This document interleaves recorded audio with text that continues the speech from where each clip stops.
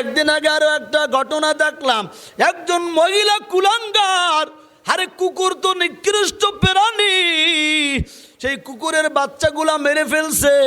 ওরে মানুষ, মানুষ তো মানুষকে কষ্ট দেওয়া দূরের কথা, কোনো মুসলমান কোনো প্রাণীকেও কষ্ট দিতে পারে না, ঠিক না বেঠিক? ইয়া আইয়ুহাল্লাযীনা আমানুত্তাকুল্লাহ হাক্কা তুকাতিহি ওয়া লা তামুতুন্না ইল্লা ওয়া আনতুম মুসলিমুন।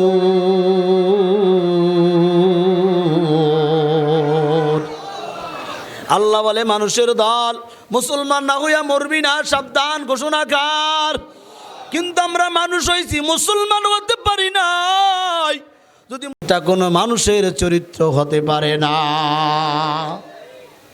ভাইরা আমার, তাহলে মানুষ, পয়গম্বর বলেন লা ইয়ারহামুল্লাহু মান লা ইয়ারহামুন নাস, যেই মানুষ মানুষের প্রতি দয়া করে না, অনুগ্রহ করে না, আল্লাহ ওই মানুষের প্রতি দয়া করে না, অনুগ্রহ করে না। ও মুসলমান, এখন আমার ভাবতে পারেন, আমি তো বড় বুজুর্গ, আমি নামাজ পড়ি, রোজা রাখি, আমার মতো ভালো মানুষ পৃথিবীতে কেউ নাই। খোদার কসম, তুমি নামাজ পড়তে পারো না, আল্লাহ তোমাকে দিয়া পড়ায়। কারণ তুমি যদি নামাজ পড়তে পারতা, আজান হওয়ার সঙ্গে সঙ্গে তোমার ভাই নামাজ পড়তে ঢুকতে পারত, কিন্তু তুমি ঢুকতে পারলা, তোমার ভাই ঢুকতে পারে নাই। মসজিদে আজান হয়, ঘরের পাশেই মসজিদ, মসজিদে ঢুকতে পারে নাই, কিন্তু আল্লাহর বান্দা রাস্তা দিয়ে হেঁটে যায়, আজান হওয়ার পরে মসজিদে ঢুকে নামাজ পড়ে, আসে না নাই? ও বান্দা, তুমি অজমা পেলে আসতে পারো নাই, তোমাকে আল্লাহ নিয়ে এসেছে। তুমি যদি আসতে পারতা, তাহলে যারা আসতে পারে নাই তারাও তো পারত। কথা কয় না, ঠিক না বে ঠিক? বলেন, আপনাকে আমাকে এখানে যিনি নিয়ে এসেছে তিনি কে? আরো জোরে বলেন কি? দুহাত তুলে আল্লাহকে একটা ডাক দেন, আল্লাহ।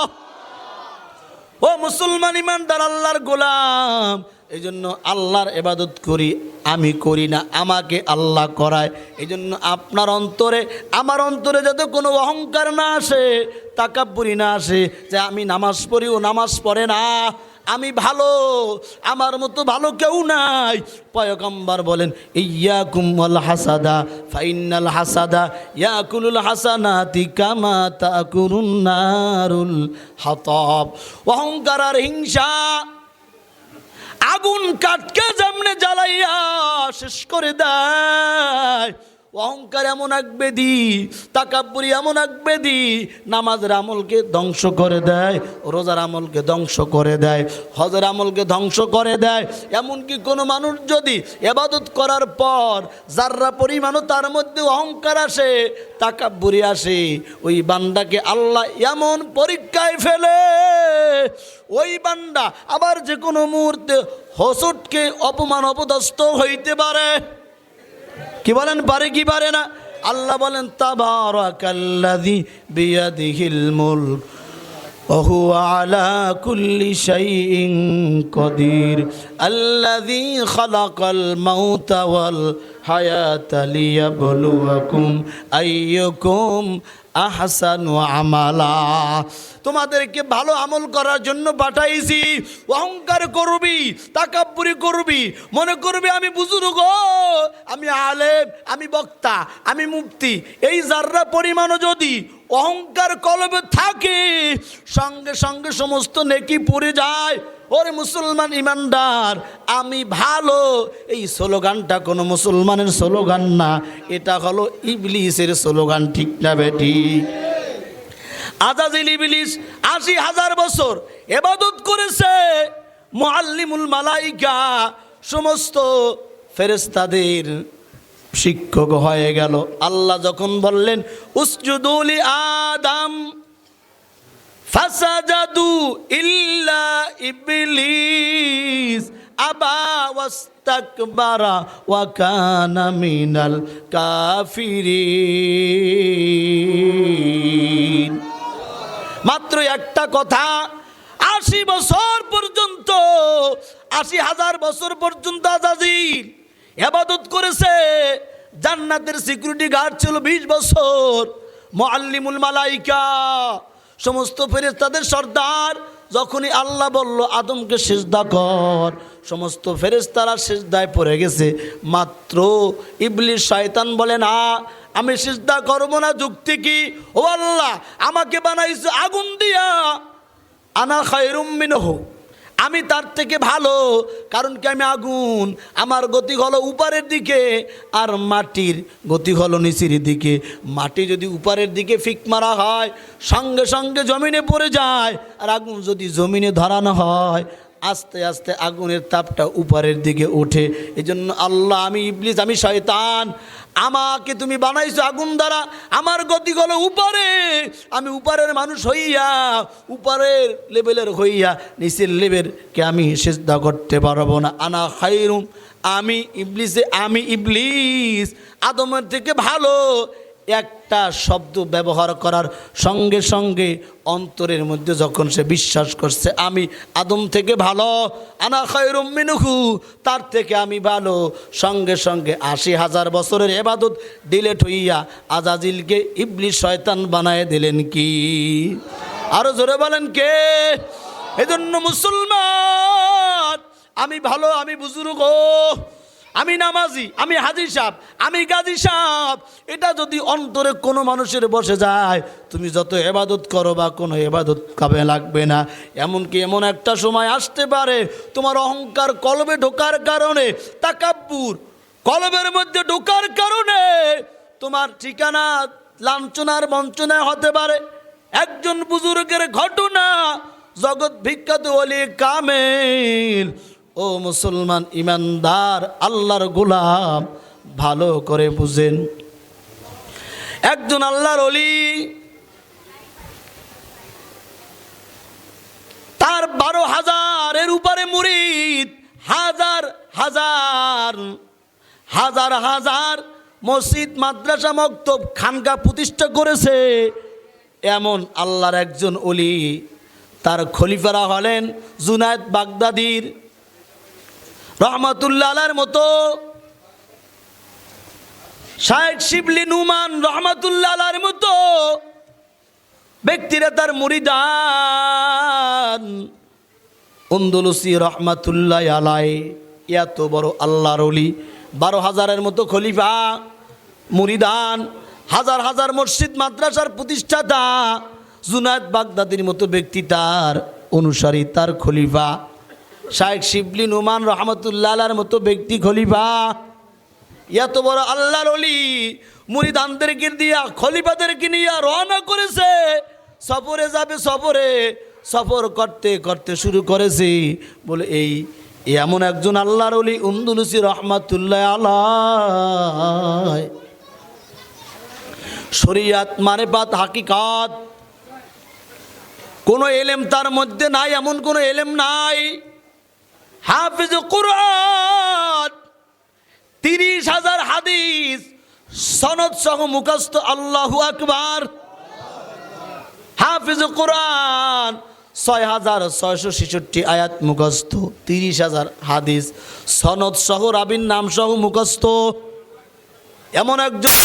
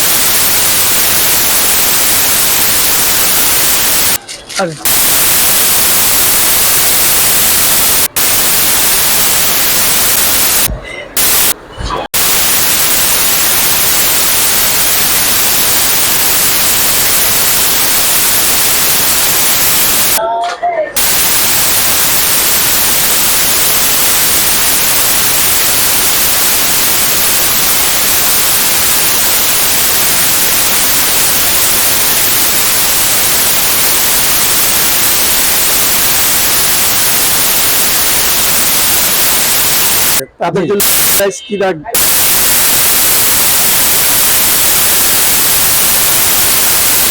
500 পিস।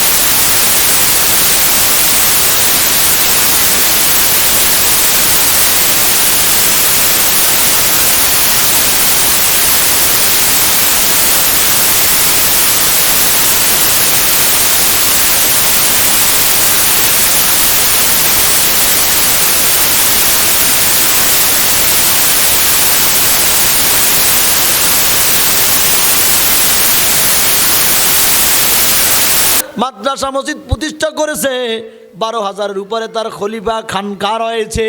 এমন একজন ব্যক্তি বুজুর্গ হঠাৎ করে লাইন ছাড়া হয়ে গেলেন। ব্যাপার কি যতই বুঝায় কিন্তু যাবি না। সবাই যখন বাগদাদে চলে গেছি, বাগদাদে যাওয়ার পরে সবাই যখন হালাত জানাইছে, আবু আবদুল্লাহ উন্দুলুসি রহমাতুল্লাহ আলাইহি সে এখন আর এই জগতে নাই, গোমরা হয়ে গেছে, আল্লাহর বিরুদ্ধে চলে গেছে। সবাই কান্না করতেছে, মক্তবগুলা খানকাগুলা সবগুলা বিলীন হয়ে যায়, তালিম চলে না, তরবিয়ত চলে না, কিছু বিলীন হয়ে গেল। 1 বছর পর কিছু লোক তৈরি হইয়া বলল, এবার যাইয়া দেখি 1 বছর জিত হয়ে গেছে। আমাদের শায়েখ আবু আবদুল্লাহ উন্দুলুসি রহমাতুল্লাহ আলাইহির কি অবস্থা। কয়েকজন লোক আবার যেখানে সফর করেছিল ওইখানে এসেছে। আবার পরে জিজ্ঞাসা করলো, আবু আবদুল্লাহ নামে তোমরা কোনো ব্যক্তিকে চিনুনি? ডাক দিয়া বলে, হ্যাঁ, আবু আবদুল্লাহ নামের একজন ব্যক্তি যাকে তোমরা রেখে গিয়েছিলা, তিনি এখন ওই যে মাঠ দেখা যায় ওইখানে তিনি শুয়ারের রাখালগিরি করে। জোরে বলেন নাউজুবিল্লাহ। যে ব্যক্তি হাদিসের দরজ দিতেন, খানকার মধ্যে তালিম তরবিয়ত দিতেন, সে এখন শুয়ারের পাল চড়ায়। এই এলাকার পণ্ডিত, এলাকার ধনাঢ্য ব্যক্তি, খ্রিস্টান পাদ্রী তার মেয়ে বিবাহর জন্য প্রস্তাব দিয়েছে। মেয়ের বাবা বলেছে একটা শর্তে বিবাহ করতে পারবে, ওকে খ্রিস্টান ধর্ম গ্রহণ করা লাগবে, এবং আমার কিছু শুয়ার আছে, এই শুয়ারের পাল চালাইতে হবে। আল্লাহর বান্দা আবু আবদুল্লাহ উন্দুলুসি রাজি হয়ে গেছে। জোরে বলেন নাউজুবিল্লাহ। ভাইরা আমার, এইবার এই কথা শোনার পর শায়েখ রহমাতুল্লাহ আলাইহি, নুমান শিবলি রহমাতুল্লাহ আলাইহি লজ্জিত হলেন, চিন্তিত হলেন, কান্নাকারি শুরু করে। কেমনে আবু আবদুল্লাহ উন্দুলুসির কাছে যাই? তারপরও চুপে চাপে যাই দেখে, মাঠের মধ্যে ছাগল চড়ায়। সালাম দিল, মাথা নিচা করে সালামের উত্তর দেয়। ও শেখ, 1টা বছর হয়ে গেছে, আপনার খানকাগুলা বিলীন হয়ে গেছে, আপনার মুরিদানেরা কান্না করতে করতে তারাও এখন অনেকে বিলীন হয়ে গেছে, আপনি চলেন। আবু আবদুল্লাহ উন্দুলুসি রহমাতুল্লাহ ডাক দিয়ে বলেন, না, আমি যেতে পারবো না, আমার পক্ষে সম্ভব না, তোমরা চলে যাও। এবার শায়েখ শিবলি ডাক দিয়া বলেন, ও শায়েখ আবু আবদুল্লাহ উন্দুলুসি, আমাদের পিসাব হুজুর, আপনার তো 30 পারা কোরআন শরীফ মুখস্থ ছিল, কি আপনার কোনো আয়াত মুখস্থ আছে কিনা? আবু আবদুল্লাহ উন্দুলুসি রহমাতুল্লাহ আলাইহি ডাক দিয়া বলে, আমি সমস্ত আয়াত ভুলে গেছি, মাত্র 2টা আয়াত আমার মুখস্থ আছে। ও শায়েখ, আপনি তো 30,000 হাদিস সনদসহ মুখস্থ জানতেন, আপনার মনে ছিল, এখন কি আপনার কোনো হাদিস মুখস্থ আসেনি? আল্লাহর বান্দা ডাক দিয়া বলেন, 2টা আয়াত আর একটা হাদিস ছাড়া আমার আর কোনো কিছু মনে নাই, সব ভুলে গেছি। যে হাদিসটা মুখস্থ আছে সেটাও আমার বিরুদ্ধে চলে গেছে। হাদিস যেটা তরজমা, কোনো মানুষ যদি ইসলাম থেকে পুনরায় আবার কাফের হয়ে যায়, বেঈমান হয়ে যায়, তাকে হত্যা করে দাও। ও ও হাদিস আমার বিরুদ্ধে, কোরআনের যে 2টা আয়াত আমার মুখস্থ আছে, বাকি যে সবগুলা ভুলে গেছি, ও 2টা আয়াতও আমার বিরুদ্ধে, আর আমার কিছু মনে নাই। তোমরা চলে যাও, আমার মধ্যে এখন আর আমি আমার নিয়ন্ত্রণ নাই, আমার মধ্যে কোনো হেদায়েতের আলো নাই। সবাই কান্নায় ভেঙে বসছে, দোয়া করতেছে, আল্লাহ আমাদের শায়েখকে তুমি ফিরিয়ে দাও। এই দোয়া করতে করতে সবাই ফিরে গেল, হাঁটতে শুরু করতে শায়েখ শিবলি জুনায়েদ বাগদাদি রহমাতুল্লাহ। 2 দিন হাঁটার পর 3য় দিন যখন হাঁটা শুরু করেছে, তাকে সামনের কূপ থেকে আবু আবদুল্লাহ উন্দুলুসি রহমাতুল্লাহ আলাইহি গোসল করে পোশাক পরে নুরানি চেহারা নিয়ে তাদের সামনে আগাইতেছে। আল্লাহু আকবার। সবাই আশ্চর্য হয়ে গেল, 2 দিন আগে শুয়ারের পাল চালাইলো, এটাকে আমাদের সেই আবু আবদুল্লাহ উন্দুলুসি কিনা? সামনে আসার পর চিনে ফেলল, ডাক দিয়ে বলে, শাইখ আপনি তো হাফিজ কোরআন ছিলেন, হাদিসে হাফেজ, 30,000 হাদিসের হাফেজ, শরিয়াত মারিফত হাকিকতের সমস্ত ইলম আপনার মধ্যে ছিল, তো আপনি এইভাবে কেন পদচ্যুত হয়ে গেলেন, কেন আপনি গোড়া হয়ে গেলেন? আবু আবদুল্লাহ উন্দুলুসি রহমাতুল্লাহ ডাক দেয়া বলে, সবই তোমাদের কথা ঠিক আছে, যখন নামাজ পড়তেছিলাম, নামাজের জন্য যখন পানি খুঁজতেছিলাম, কোথাও পানি ছিল না, ওই যে সুন্দরী মেয়েরা পানি আনার জন্য এসেছিল, তার দিকে আমার নজর পড়ে আমি পাগল হয়ে গেছি। কারণ কি জানো? আমি এক রাস্তা দিয়ে চলতেছিলাম, হিন্দু পাড়া খ্রিস্টান পাড়া, ওইখানে চলার সময় তাকায় দেখি ওই হিন্দুরা মূর্তি পূজা করে, খ্রিস্টানেরা তাদের গির্জায় পূজা দেয়। আমি মনে মনে ভাবলাম, আমি আবু আবদুল্লাহ উন্দুলুসি, আমি এত বড় পিসাব, আমার মধ্যে কোরআন আছে, আমার মধ্যে হাদিস আছে, আমার খানকা আছে, আমার মসজিদ আছে, আমার মাদ্রাসা আছে, আমার মতো ভালো মানুষ মনে হয় কমই আছে। আমি ভালো, ওরা খারাপ, আমি জান্নাতি, ওরা জাহান্নামী। এই কথাটা যখন আমি অন্তরে ভেবেছি, তখন দেখি সঙ্গে সঙ্গে আমার শরীর থেকে একটা পাখি উড়ে গেছে, আর ওই পাখিটাই ছিল হেদায়েতের নূর, ইমানের নূর, ওই বাতিটাই ছিল বেলায়েতের নূর, যার কারণে ওই মেয়ের দিকে নজর পড়ার পর আমি যে অহংকার কলবে ঢুকাইছি, এ কারণে আমার কোরআন চলে গেছে, হাদিস চলে গেছে, আমার মুরিদান চলে গেছে, আমার খানকা চলে গেছে। কারণ কি জানো? শুধুমাত্র বলছে তারা মূর্তি পূজা করছে, তাদের থেকে আমি ভালো, হিন্দু থেকে আমি ভালো, খ্রিস্টান থেকে আমি ভালো। ও মুসলমান, কোন মানুষ কবরে যাইয়া মাপ পাওয়ার আগ পর্যন্ত নিজেকে ভালো বলার কোনো সুযোগ নাই। কথা বলেন ঠিক না বেটি? এখন নামাজের মধ্যে আসি, রোজার মধ্যে আসি, জাকাতের মধ্যে আসি, জিকিরের মধ্যে আসি, কিন্তু আমার মৃত্যুর আগ মুহূর্তটা কেমন আছে, কেমন অবস্থা? আমি মারা যাব, ইমান নিয়ে মারা যাব না বেঈমান হয়ে মারা যাব, কেউ জানে না, যিনি জানে তিনি কি। এজন্য মুসলমান ইমানদার আল্লাহর গোলাম, নামাজ পড়ো, রোজা রাখো, হজ করো, জাকাত দাও, ওয়াশোনো, মাহফিল করো, মাদ্রাসা চালাও, মসজিদ চালাও, অসুবিধা নাই। খোদার কসম করে বলি, অন্তরের মধ্যে যেন কোনো অহংকার না আসে, কারণ অহংকার নেকিকে ধ্বংস করে দেয়।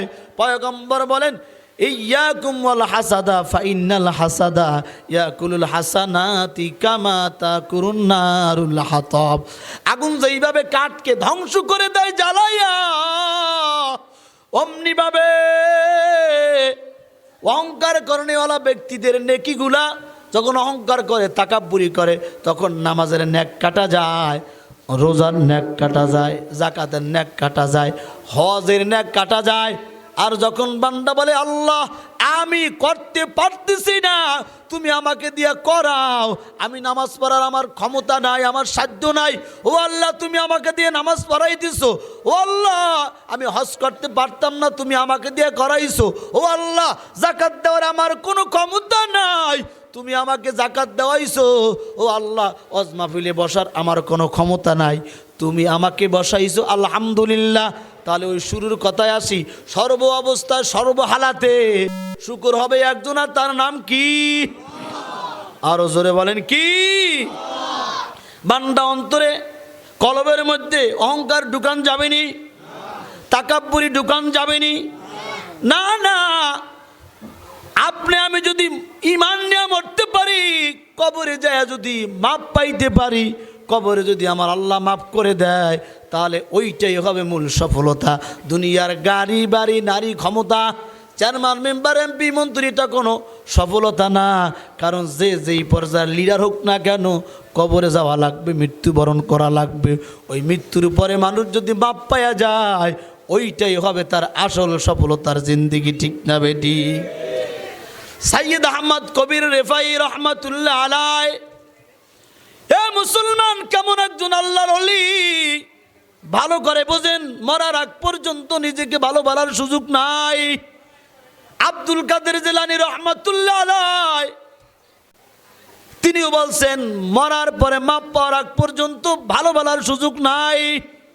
সাইয়্যিদ আহমদ কবির রেফাই রহমাতুল্লাহ আলাই এত বড় আল্লাহর ওলি, এত বড় বুজুর্গ, এত বড় আশিক রাসূল, তিনি নবীজির রওজার সারা জীবন তামান্না করছে, আল্লাহ নবীর রওজার পাশে নিয়ে যাও, ও আল্লাহ নবীকে যাই সালাম দেওয়ার তৌফিক দান করে দাও। জোরে বলেন আমিন। আপনার আমার মনের মধ্যে নবীর প্রেম আছে না নাই? জোরে বলেন আছে না নাই? আহমদ কবির রেফাই রহমাতুল্লাহ আলাই সারাটা জীবন আল্লাহর কাছে দোয়া করে, আল্লাহ মরার আগে হলেও তোমার নবীর রওজার পাশে নিয়ে যাইও, তোমার নবীজিকে প্রাণ ভরে সালাম দেব। আল্লাহর অলির দোয়া কবুল হয়ে গেল। কেমন অলি? নবীর রওজার পাশে দাঁড়াইয়া এবার বলতেছে, নবী গো, আমি থাকতাম দূরদেশে, আমার কলিজা আমার প্রাণ তোমার রওজায় পড়ে থাকতো, আমি আমার সালাম দূরদেশ থেকে তোমার রওজায় পাঠায় দিতাম। আজকে আল্লাহ তৌফিক দিয়েছে রে নবী, তোমার দরজায় হাজির, তোমার রওজায় হাজির, তুমি আমাকে তোমার হাত মোবারক দেখাইয়া আমার সালামের উত্তর নাও। আল্লাহু আকবার। ও পয়গম্বর, এখন আমি দূরে নাই, আমি তোমার কাছে। ও নবী গো, তুমি হাতটা বের করে দাও, এখন আমি তোমার হাতের মধ্যে চুমুকে আমার ঠোঁট দুকে ধন্য করতে চাই। কারণ এতদিন ছিলাম আমি দূরে, আমার মন থাকতো ওখানে, আমার সালাম আমি পাঠিয়ে দিতাম। আজকে তোমার রওজার পাশে হাজির হয়েছি, তোমাকে সালাম দিলাম, নবীকে তোমার হাত বের করে দাও, আমি তোমার হাতে চুমু খেয়ে আমার ঠোঁট দুইটা আমার জীবনটাকে ধন্য বানাইতে চাই। আল্লাহু আকবার। সৈয়দ আহমদ কবির রেফাই রহমাতুল্লাহ আলাইহি কেমন আশিক রাসূল, আল্লাহর নবী সঙ্গে সঙ্গে রওজা মুবারক থেকে হাত বের করে দিয়েছে। আল্লাহু আকবার।